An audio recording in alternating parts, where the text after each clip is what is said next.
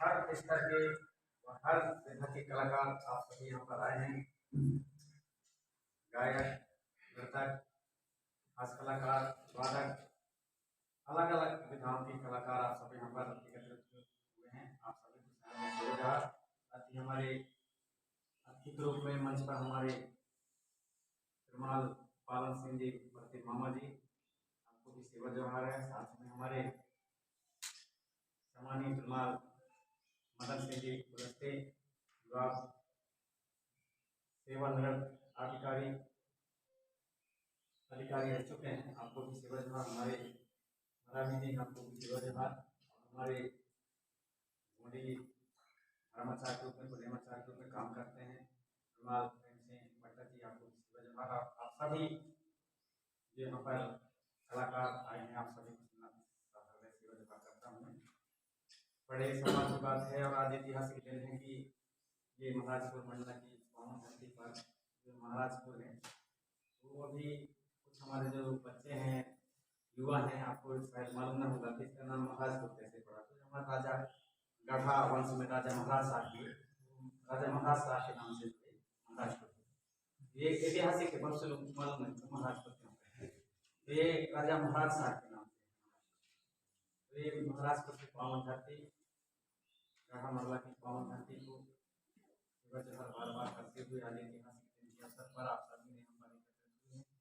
आप सभी निश्चित ही आज यहाँ से एक अच्छा और संकल्प होकर के लेकर के जाएंगे, संकल्पित होंगे, ऐसा मुझे विश्वास है। क्योंकि हमारी मंशा रही है कि हमारे जो गौड़वानी संगीत है, तो गौड़वानी संगीत को कैसे बढ़ाया जाए, इसके लिए बहुत छोटे उम्र में मेरे मन में विचार है। और तब विचार आता था जब मैं उस समय कैसेट चलती थी या रेडियो चलती, समय जो है ये कैसेट भी नहीं था, जो कैसेट रील वाला आता था, इसके बाद सीडी चला, वो भी नहीं था। उस समय एक तवा बाजा आता था, तवा जी ऐसा करके उठा करके करके छुआ देते थे तो फिर गाने लगते थे। तो उस समय तीजन भाई, झाड़ूराम देवांगन, सूरज भाई खांडे, उनके पंडवानी गीत गाने चलते थे। तो उस तवा वाले बाजा में पंडवानी गीत जब सुनता था, उसको पंडवानी नाम दिया। तो मेरे दिमाग में है भाई पंडवानी तो मैं नहीं जो करते हैं, ये तो हमारे पुरखों के गुणवानी करते हैं। लेकिन चूंकि ये मुझे लगा, फिर मैंने उनको चिंतन किया कि क्योंकि ये पांडवों के गीत गाते हैं इसलिए इसको पंडवानी और भरथरी कहते थे। कहा भरथरी, ये जो है राजा भरथरी किसका गाते हैं, इसलिए इसको भरथरी नाम दिया जा रहा है, लेकिन जो इसका धुन है वो है गुणवानी। तो मेरा भी विचार आया और बहुत कम उम्र, उस समय बहुत कम उम्र था, मैं 8वीं में था, तब हम राय काटने के लिए और बाड़ी में गए। मेरे साथ में मेरे मामा के लड़के थे रमन सिंह, जो अभी लैब टेक्नीशियन है, वो थे, उनके साथ में, क्योंकि मैं वहाँ रहा करता था, उनके साथ में हम राय काटने के लिए गए 31 अक्टूबर 1984 में। और हम वहाँ पर 3 दिन से मनन कर रहे थे कि नाम क्या रखा जाए जब हम कोई संस्था बनाएंगे। तो मेरे विचार में फिर बात आया, कहीं बोले कि यार आपका श्रवण नाम है तो प्रेम संगम रख लें, प्रेम श्रवण रख लें नाम। फिर इसके बाद मैंने कहा नहीं यार ऐसा नाम नहीं रखेंगे, गुणवानी सुर लहरी। तो उस तारीख को हमने गुणवानी सुर लहरी और इस संस्था का नाम रखा 1984। तो 31 अक्टूबर, और वो एक रेडियो रखे, तो रेडियो वहीं पर हम लोग आता था, समाचार आते थे उसमें। तो एक बाबूलाल मरकाम करके देता था, जो आपको प्रादेशिक समाचार बाबूलाल मरकाम से, हम इंदौर के केंद्र से बोल रहे हैं, मैं बाबूलाल मरकाम प्रादेशिक समाचार बताता था। तो समाचार में वहां पर आया, हम जैसे ये संगठन उस दिन गुणवानी सुर लहरी के नाम से हम लोग सोच लिए और सब बनाएंगे, आगे चल कर कैसा करेंगे, विचारधारा है। वहीं सुनते सुनते वहीं पर हमको रेडियो में समाचार में आया कि आज हमारे देश के प्रधानमंत्री माननीय इंदिरा गांधी जी की हत्या हो गई। वहीं पर उसी दिन 31 अक्टूबर के 9:30 बजे लगभग 8 बजे 8:30 बजे सोच रहे होंगे नाम रखेंगे, और वो 9:30 बजे के आसपास में प्रचारित होने लगा, उसमें समाचार आ गया कि नहीं इंदिरा गांधी की हत्या हो गई उसी दिन की बात है 31 अक्टूबर। तो उस तारीख को ऐतिहासिक दिन, उस दिन भी था कि हमारे देश के प्रधानमंत्री की हत्या हुई और उस दिन उनके शहीद हो गए। वो भी ऐतिहासिक दिन था, और जब मेरा जन्म हुआ वह भी ऐतिहासिक दिन था।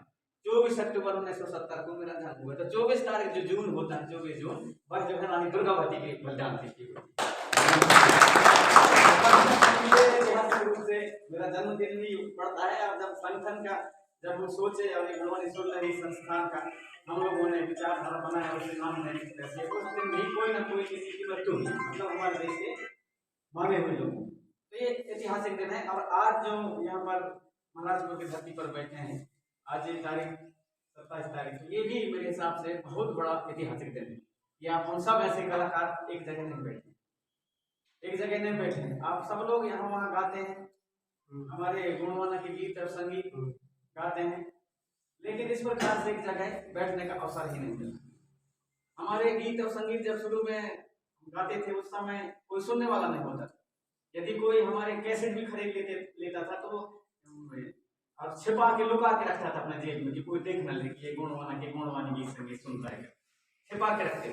उस समय कोई सुनने को तैयार नहीं। हमारे मामा जी बैठे हैं, आप जानते हैं जब हम बालाघाट क्षेत्र में आप वहाँ सर्विस करते हैं तो फिर वहाँ जब हम भट्टा बावली में कार्यक्रम करने के लिए गए तो फिर मामा जी से भी अच्छी मुलाकात हुई। जबकि आपके गांव में तो कई बार जाता था, आपके जो हमारे नाना जी थे पिताजी आपके, उनके साथ में अच्छे संबंध थे, घर में जाते थे। जब मैं वहां पर गया कार्यक्रम करने के लिए भट्टा बावली में, बताओ आपसे कि मैं तो यही सर्विस करता हूँ, तो आप जो है गोड़ी में भी गाना गाते हैं और अपनी टीम चलाते हैं। ऐसे हमारे मामा जी के लिए भी आप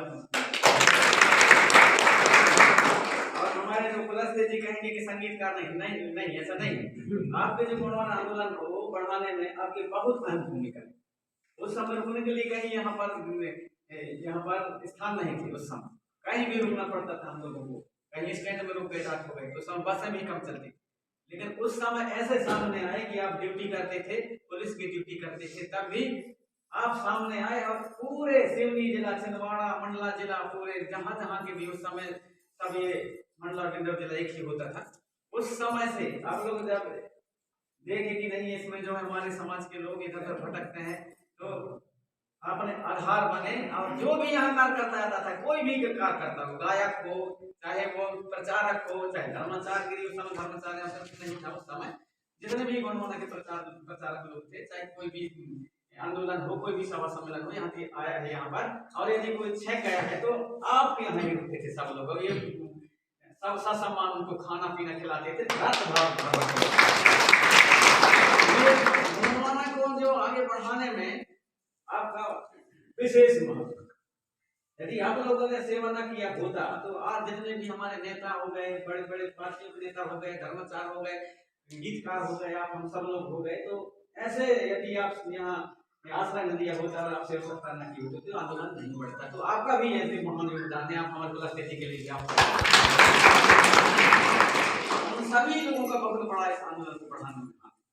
मेरा विचार ये है कि मेरा जो विचार था कि गुणवानी गीत संगीत को जो दुनिया का सबसे प्रथम संगीत है, उस संगीत को कैसे हम जन जन तक पहुंचा, कैसे खोजें। तो हमारे उसमें पहला जो यही रहेगा कि जो हमारे गुणवानी गीत संगीत है उसकी खोज और उसके रक्षण सुरक्षण के लिए, उसके संवर्धन के लिए हम यह जो संस्था बनेगी ये काम करेगी, निरंतर उसमें काम करेगी।